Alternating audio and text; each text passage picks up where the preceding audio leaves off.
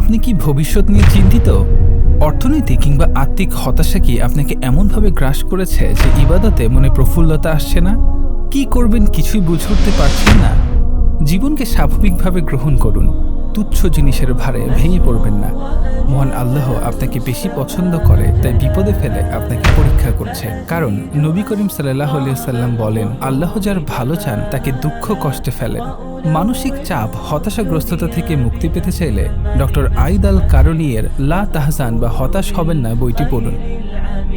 Saudi আরবের বিখ্যাত শায়ক আইদ আল কারনির জগৎ বিখ্যাত লা তাহজান বা হতাশ হবেন না বইটিতে কিভাবে আমরা কুরআন ও সুন্নাহ অনুসারে জীবন থেকে হতাশা বা বিষণ্ণতা দূর করতে পারি এর সমাধান দিয়েছেন। পাশাপাশি কিভাবে কুরআন ও সুন্নাহের আলোকে আমরা নিজেদের জীবনকে নতুনভাবে উপলব্ধি করতে পারি সে সম্পর্কেও গঠনমূলক আলোচনা করেছেন।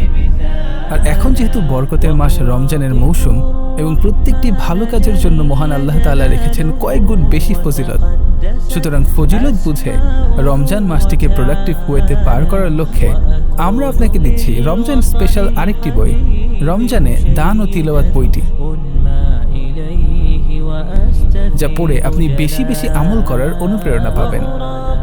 সর্বশেষ, রমজানের উপহার হিসাবে এই প্যাকেজে আমরা আপনাকে দিচ্ছি একটি স্পেশাল আতর, যা আপনি অথবা আপনার পরিবারের প্রিয়জন ব্যবহার করতে পারবেন।